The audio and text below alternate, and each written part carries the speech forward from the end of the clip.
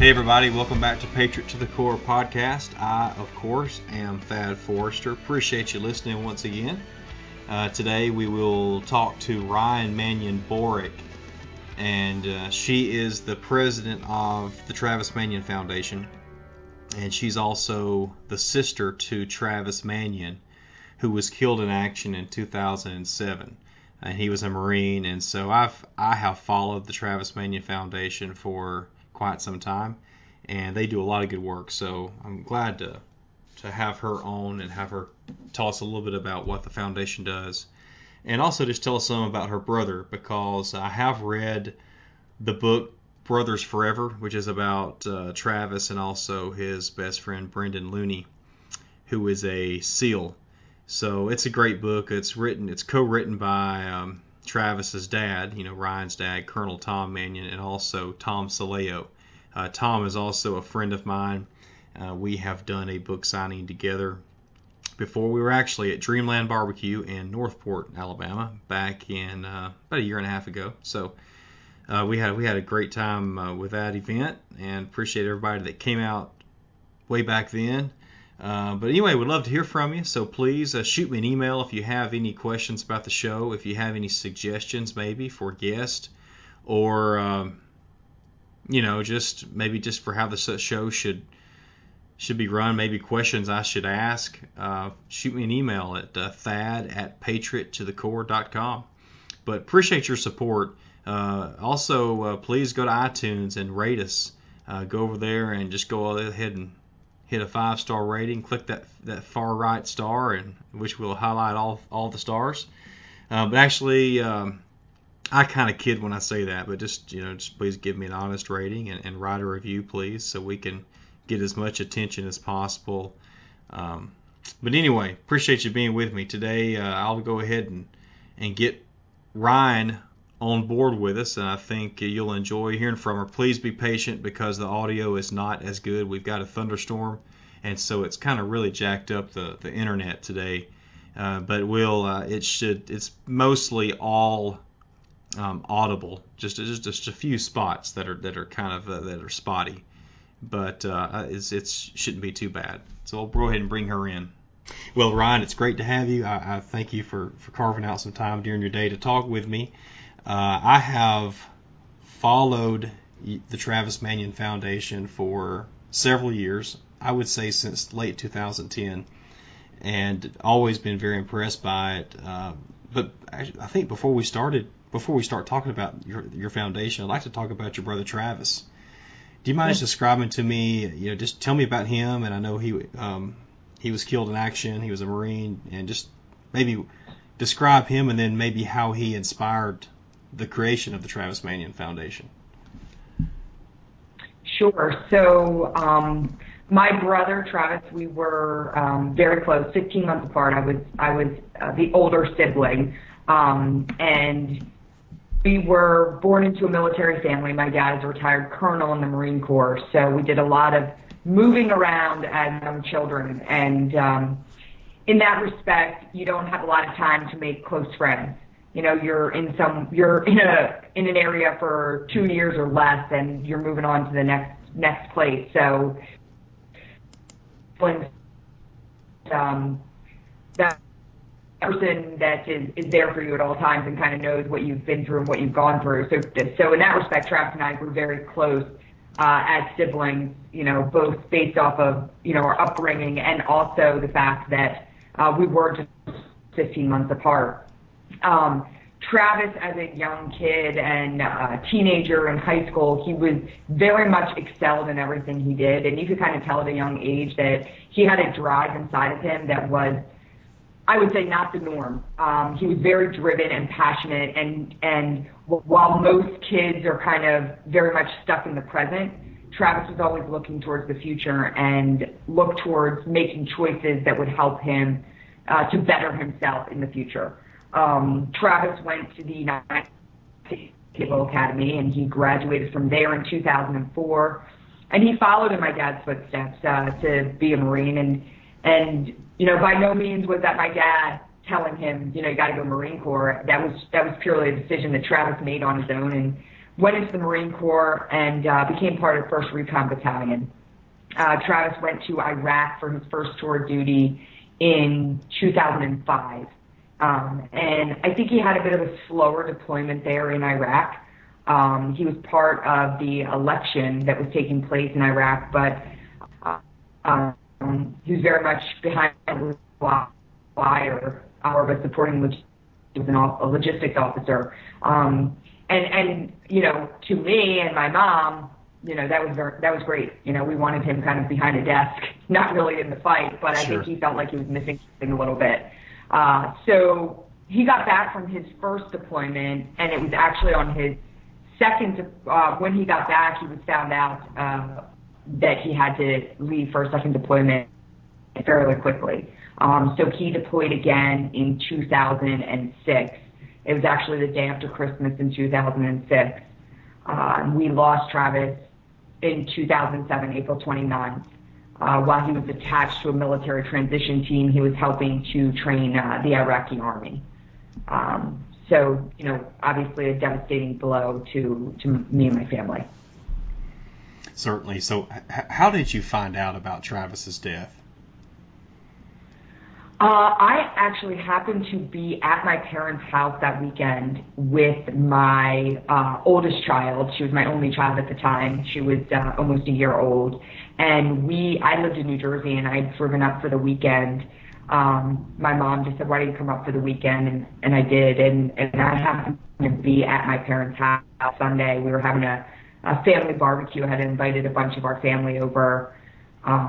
And, you know, we're there. And, you know, you get that knock on the door, and, you know, you've been through it. It's almost a state of disbelief. You know, I really couldn't process it at first, and I just kept saying, this is just so unfair.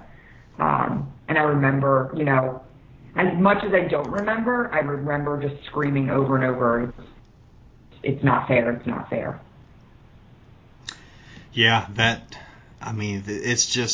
it is so surreal to open the door to see the man at the door. I mean, because my parents and I had simultaneous notifications at Mark's request. So we lived an hour and a half apart. So a couple minutes after the knock was on my parents' door, then my door was knocked on. So yeah, it's just an awful, crazy thing. How do you mind describing Travis's what he was doing in his final battle? Sure. So Travis actually woke up that morning, and we knew when Travis was on this deployment that it was very different. I mean, he kind of, without saying so much to my mom and I, he shared much more with my husband and my father, but we knew that he was going to be much more in the fight. And when he got over there, you know, when he was on his first deployment, I honestly felt like he was in California. It was very easily accessible. If I emailed him, he emailed right back. He was able to call me quite frequently. And when he got over to Iraq the second time, there was very limited communication. So we knew that he was in a very dangerous role, and things were much different than they were the first time over there. He woke up on April 29th, and they were out on patrol almost daily, and he woke up that morning and had been assigned to hand out school supplies at a local school, kind of almost take a breather and do some humanitarian work. And there was actually another lieutenant that came into his room that morning and shared with him that he was in bad headspace and he just wasn't feeling good about things, and he was supposed to go out on patrol that day. And he shared with us that, you know, without hesitation, Travis said, "Hey, listen, don't worry about it. I'm supposed to go hand out school supplies. You take my job, and I'll go out on patrol." And interestingly enough, you know, we don't have a lot of contact with that lieutenant. And I think a lot of it is, you know, almost a bit of that survivor's guilt. You know, with all the people that were served with Travis, and we created these incredible bonds. He's the one person that we don't hear from as much. So I always find that kind of interesting. But Travis went out on patrol that day, and they were ambushed, and ended up being attacked from 3 different sides. And his medic was hit, and Travis exposed himself to enemy cover and pulled him to safety. And then another one of his teammates was hit as well, and Travis again exposed himself to pull him back to safety. And from the accounts on the ground and his citation and everything we've been told, they were in a very desperate situation where somebody really had to expose themselves and lay fire in order for them to make it out. And Travis did just that. He, for a third time, exposed himself to enemy fire with his weapons, and it was, I believe he was reloading, and don't quote me on the name of the guns, but reloading a big gun, and at that time that he was hit by an enemy sniper. But they said that he had laid down enough fire that it drove the enemy away, and they were able to be medevaced out of there. Unfortunately, Travis was the only one but he received a Silver Star for his actions, and it actually states right at the bottom of his citation that every member of his team was survived that day because of Travis's actions. Wow. Well, and for those listening that don't know, Silver Star is the third highest award for valor that you can get in combat. So that's impressive. And Ryan, I didn't know that about the how he told the other guy to take his job that day. I'm guessing that's in the book, but I just don't remember it. I believe it is in the book, yeah, but it's very brief, so. Okay. There's definitely something I remember, not only from the book, but also the movement that you have with the Travis Manion Foundation is the "If Not Me, Then Who." Do you mind describing how that started the conversation? I think he was speaking with your husband at a football game, but maybe you can correct me and describe how that came about. Sure. So my brother, we said he lived by the motto, "If not me, then who?" And he only actually spoke those words that we heard just once, but that was kind of the idea that he lived by. When Travis got back from his first deployment and found out he was leaving very quickly for a second deployment, he was stationed in Camp Pendleton. He came back to the East Coast. We're from the Philadelphia area. And he had a couple weeks to spend time with us and his friends. And one of the things he did was attend an Eagles game. And this was just days before he left. And him and my husband went to an Eagles game. And he said that my husband said, we were at the Eagles game and we're trying to have a good time. And I'm trying to put it out of my head that your brother's leaving again so quickly. So, we're in the parking lot drinking beers and eating burgers, and I'm just trying to be in the moment and enjoy my time with Travis, but it was really eating at me. And after the game, my husband said something got the best of him, and as they came upon a flight of stairs, he said, "Travis, why don't you push you down the stairs? Maybe you'll break your ankle and you won't have to go back to Iraq." And he said my brother got real serious with him and looked at him and didn't say anything at first. And then he followed with, "Dave, if I don't go back to Iraq, then somebody much less prepared for the job is going to go in my place." Then Dave said his eyes, and he said, "If not me, then who?" And, Dave came home that night, and he was like, wow, here I am telling your brother I'm going to push him down the stairs, and this is the answer that he gives me.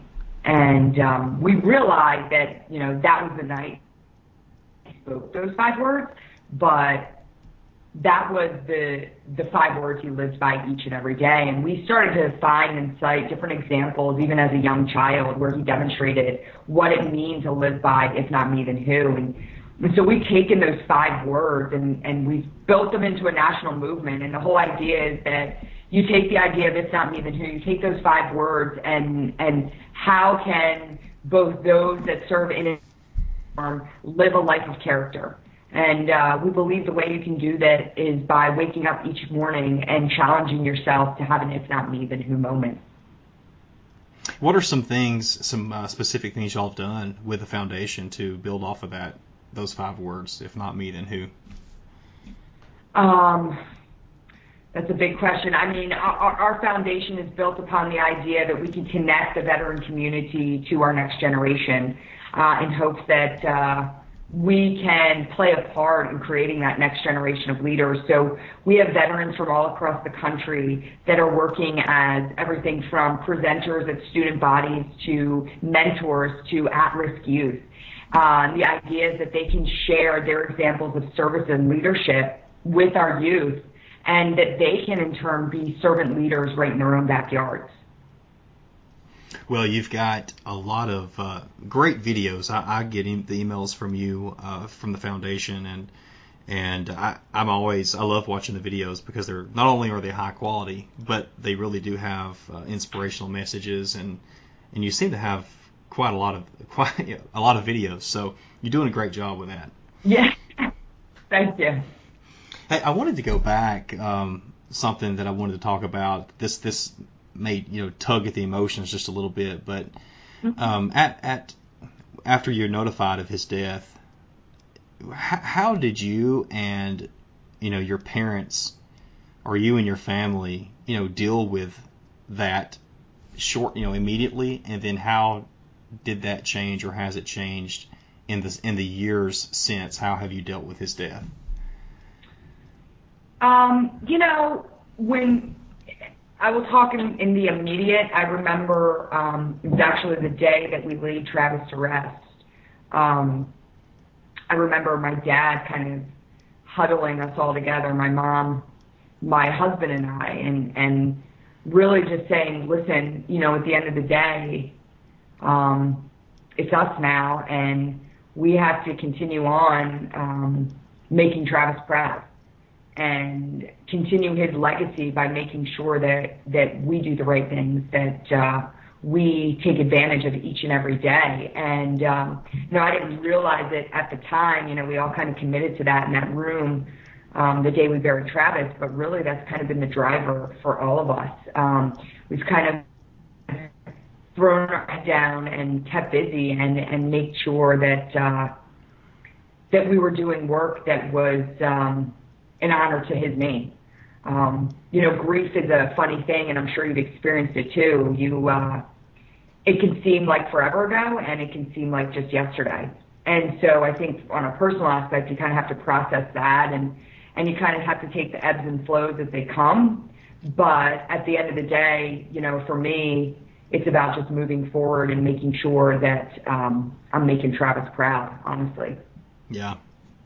What role have the Marines played in his death? Have they been in touch with you? Been a big support?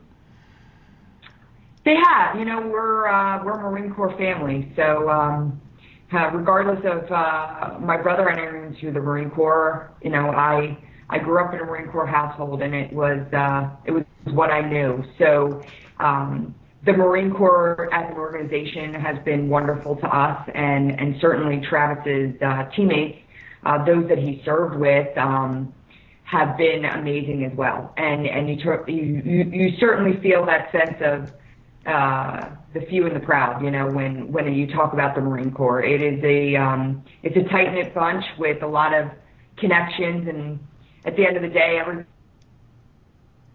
who knows the other person, and it's been wonderful to see how they've embraced Travis's legacy.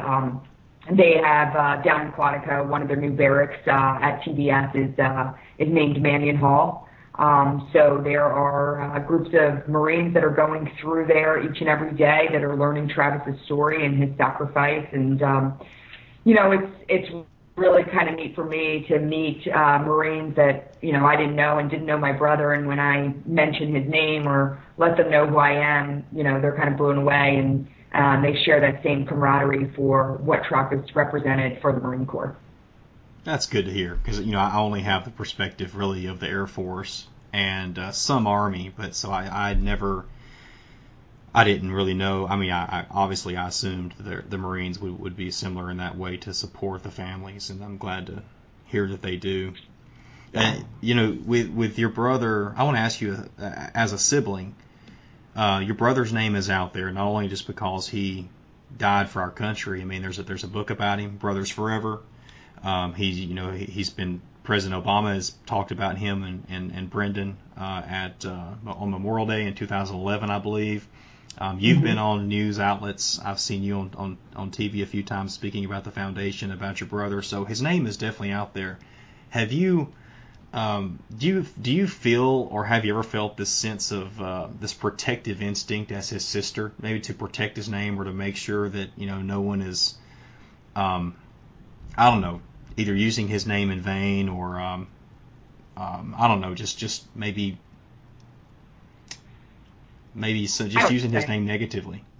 Yeah, I feel that I'm very protective, especially about the foundation, because we have, which started as a small little memorial fund that my mom started.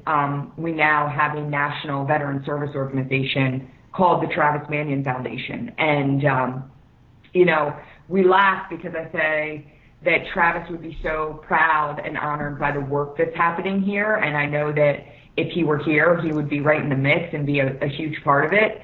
But I often say the one thing that probably continues to drive him crazy is the fact that we named it the Travis Manion Foundation, because he was such a humble individual that I'm sure he doesn't like that his name's out there like that.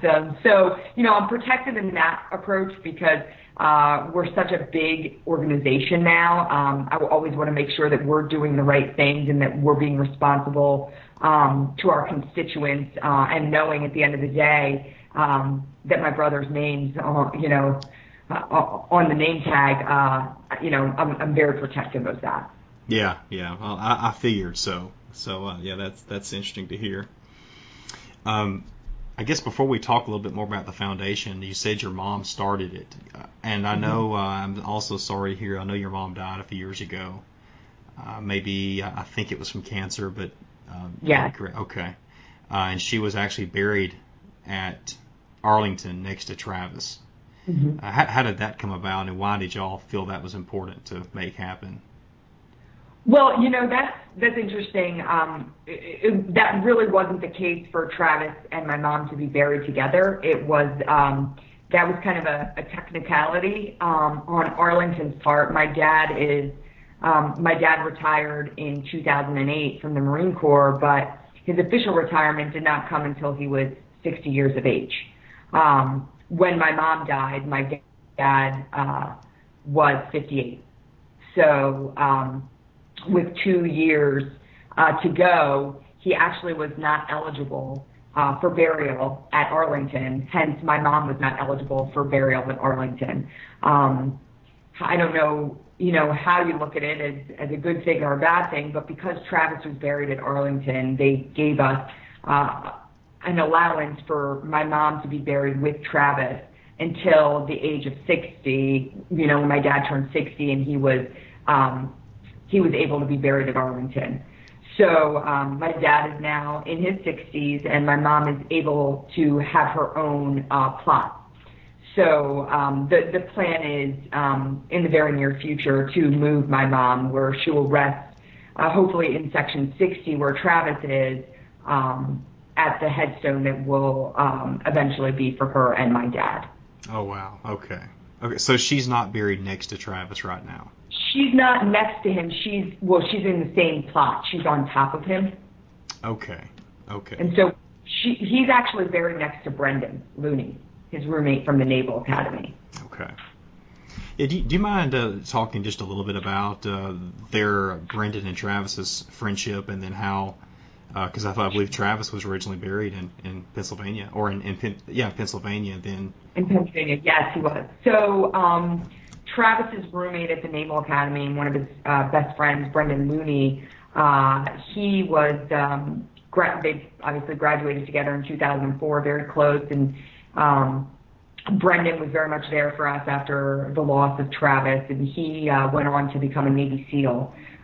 Brendan was killed in 2010, in September of 2010, and at the time, when his wife was notified, who was also very close with our family, his wife Amy had stated that she wanted Travis and Brendan buried next to each other. Travis had actually been buried in a family plot right outside of Philadelphia, even though he had shared with several family and friends before he left for Iraq, including myself, he had said, if anything happens to me, I'd like to be buried at Arlington. And I kind of brushed his request aside and said, we're not having this conversation. My mom very much wanted Travis close. So, and she went and she visited him a lot. So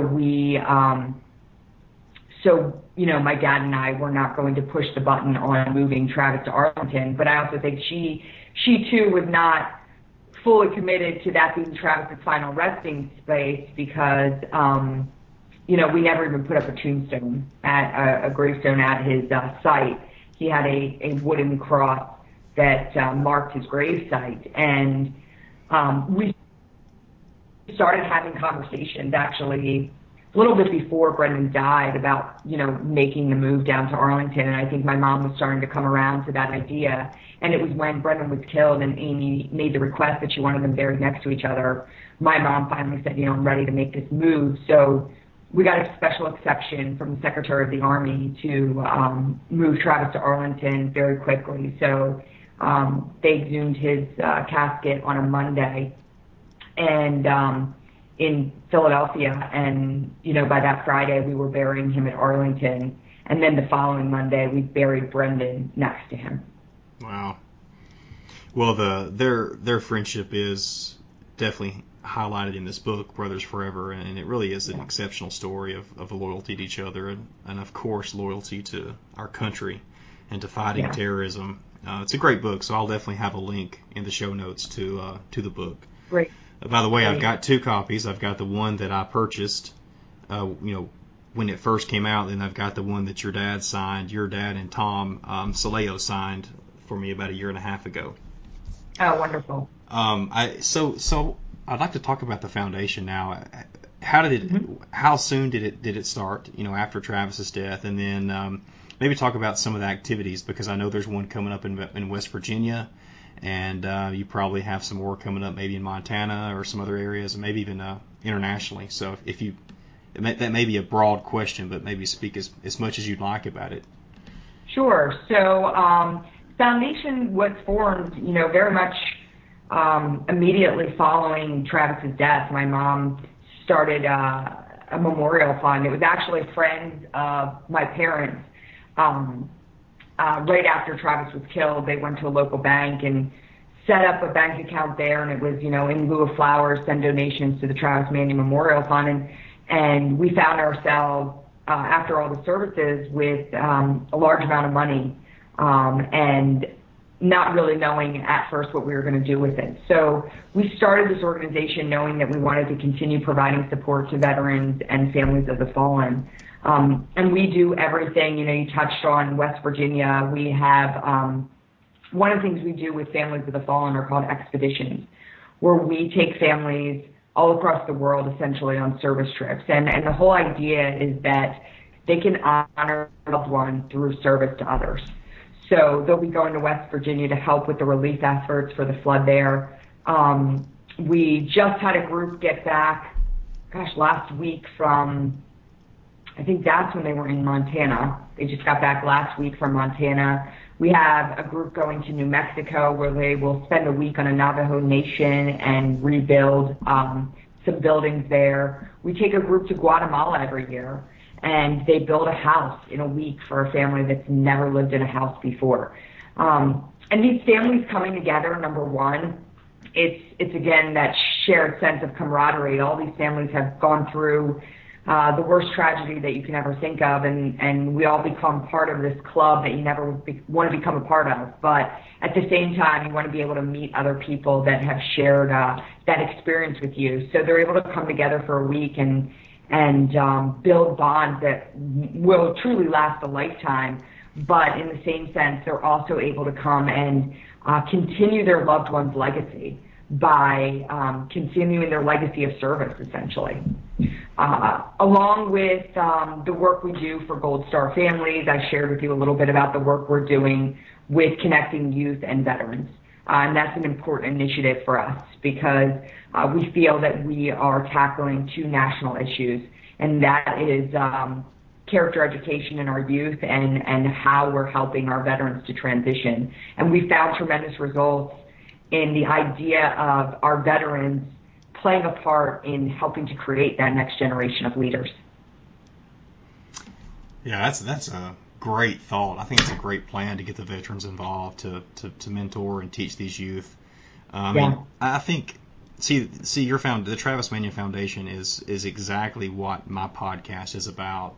This is a new podcast, but just so you know, it's to talk to great Americans, and most of my guests are or will be military, but not all. I mean, one of my guests has been someone who started a foundation where he responds to natural disasters, and so he's always ready. He works for himself, so he can do this easily. When there's a natural disaster in the world, if it's bad enough or if there's enough deaths, he goes, and he can leave within 24 hours. And he goes and serves. He works with the Salvation Army. He GPS tags. Usually he goes to the rural areas and tags orphanages or homes or hospitals or whatever it is. And people look to him. They think he's some type of military leader, but really he's just a passionate guy that just is there to serve. And he's now developed these relationships with the Red Cross, or with the Salvation Army, I should say. So, I mean, what you're doing is, I think it's inspiring, and I would definitely want to help you spread the word so people know the good the Travis Manion Foundation is doing. Oh, thank you. I know that you take part in the Marine Corps Marathon every year in D.C. Mm-hmm. There's a team, I believe, a Team Travis and Team Brendan, or do you mind explaining what that is? Sure. So we are one of the official charity partners of the Marine Corps Marathon, and that all started because in 2 weeks before Travis was killed, he actually called my dad and asked my dad to run the marathon with him. He had never run a marathon. My dad had run the Marine Corps Marathon a few times and had kind of retired his running shoes to that level. He was still an avid runner, but not really at marathon running.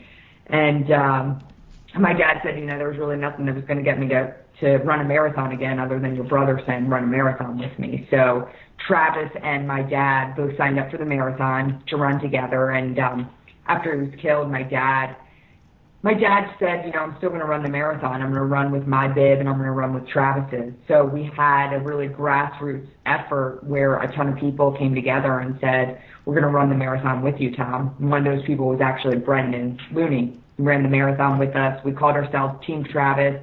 And we got out there and we ran for Travis. And that continued to grow, where we started fundraising efforts each and every year and had a big group of people come together along with the marathon running the 10K with us. And in 2010, in September, when Brendan was killed, and knowing what an integral part he was of that marathon each and every year, we switched our name to Team Travis and Brendan. We've been running for Team Travis and Brendan ever since. This year we're coming up, actually, it'll be 10 years that we've been running the marathon as Team Travis and Brendan. So we've got a large group. We have over 200 marathon runners running with us, and a ton more 10Kers, because that's the easy thing to do, right? Yeah. But we've got this fantastic group, and we're out on the course, and there's just a lot of passion and inspiration when you're out there, because it's no small feat to run 26.2 miles. So to know the amount of training that people put in, and on top of that, fundraise for the foundation, it's really awe-inspiring. And the Marine Corps Marathon is probably one of the most inspiring races you'll ever see, with all the wounded service members that take place. It's just and there's a ton of Gold Star families that participate. I remember when I ran the marathon, I was feeling a little bit sorry for myself at the starting line, and I'm like, what the heck did I sign up for? This is too much. And I remember looking, and there was a woman in front of me, and she had a shirt on, and the back of her shirt said, running in honor of my husband, killed in Iraq, and it had his dates. And then underneath it said, and my brother, killed in Iraq, and it had his dates. And I was like, wow, and I thought, like, that's the pinnacle, right, of what you're going to see, but you see stuff like that all over the race course. So truly, it's not just your two legs that are carrying you. It's all of these men and women who have given their lives in service to our country. You can really feel them with you as you're running out there.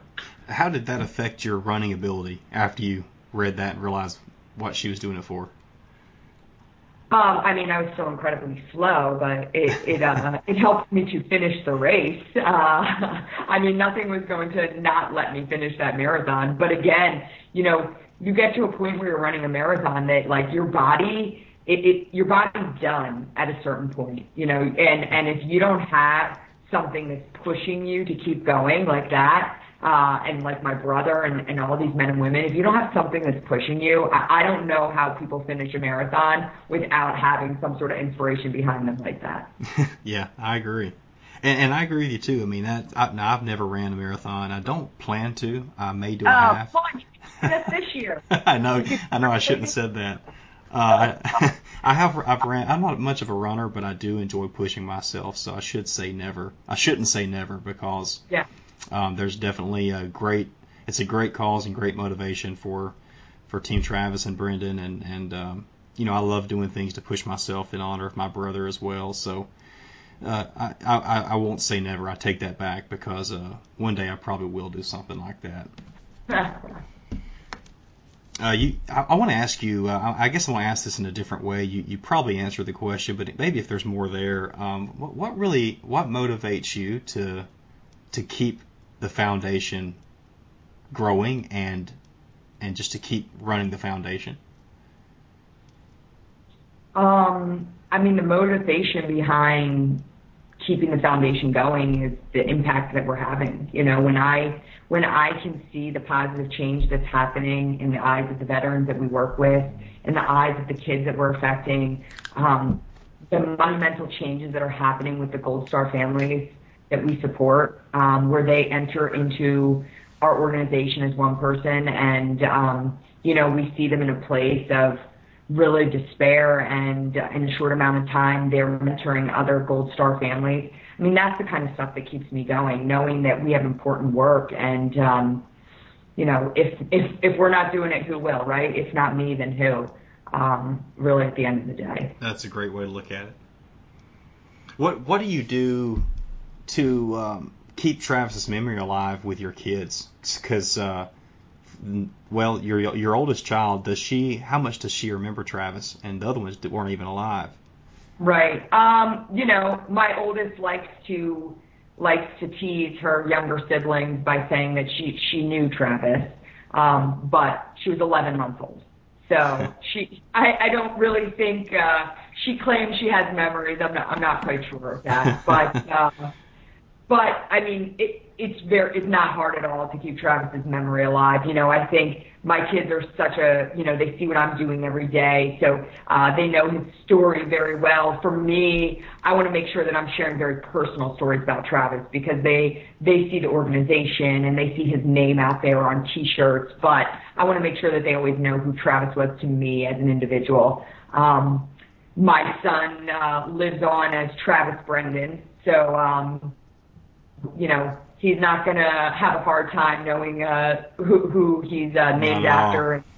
He's only 2, but I think he's going to very quickly find out who his namesake was, and so it's not a hard thing to do. We talk about Travis a lot, and they, you know, even though they didn't know Travis, I think that they do have an understanding of who he represented as an individual. Yeah.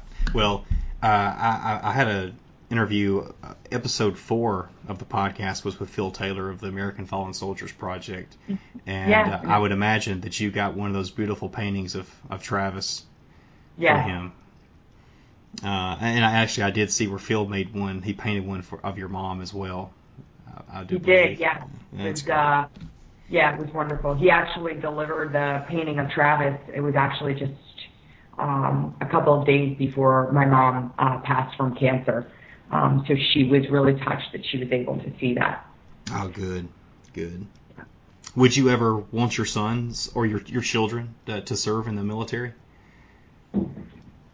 I want my kids to do whatever makes them happy and fulfill in life. So, and I think it's an incredible honor to serve your country. So I would have no problem if they chose a life of military service. Yeah, I know my dad, because we're not a military family, really. I mean, I have a brother in the Air Force, but he's in the medical field. He's a doctor, and so he's never had to deploy. And so when Mark was going to join, and Mark enlisted after college, I know my dad had said, he's like, look, I've never wanted my kids to serve because I know what that means, but at the same time, we've got to have people doing it. We've got to have good men and women out there fighting for us. Right. Maybe in closing, Ryan, what do you want everyone to know about your brother Travis? I think what I want people to know about Travis is that he represents this generation of men and women. I'm fortunate as an individual to have a organization that's grown to the national level. So many people are familiar with his name and his background. But I think he represents this generation of men and women who have stepped up to serve, and his story is not unlike most of these men and women. So I think it's important for us to understand, as we honor their sacrifices, to also understand the loss of how much more men like Travis and men like your brother had to give, right? I often think, what would Travis be doing now? And I know that he would be such a contributing member of this society. I think he still contributes through the work that's happening in his name, but I think that's, at the end of the day, that's what I want people to know, that these men and women made this choice to step up and serve their country, and how fortunate are we to have this next generation that was willing to do that. Yeah, I mean, you've taken something tragic and tough and really made it into something very just influencing across the world, and it's continuing to grow. So the work you're doing has touched and will continue to touch many lives. And there's just, I mean, anybody can look at the videos that you make and tap. It's a small sampling of how people are touched and uplifted, and maybe some people are brought out of their shell, by getting out and serving and working alongside other Gold Star families or other people going through some difficult times. And so I really commend you for what you're doing, and I'll continue to follow and to support the Travis Manion Foundation. Thank you. Has there been anything that you've learned about your brother, since his death that you didn't know beforehand? I've heard lots of different stories that I never knew while he was alive, and I can't think of anything, mind-blowing. I mean, you hear stories like his last day, right, where that was who Travis was, right, where he was prepared to have an easy day, and it just took one person kind of voicing their hesitation, and my brother, without a blink of an eye, saying, I'll step up and take your place. And, I hear stories like that a lot, and I love hearing them, but they don't surprise me. And it is just reflective of who he was. Yeah, he's a great example. I'm very glad you told that story, especially because I didn't know it, but the listeners, that's really good for everyone else to hear too.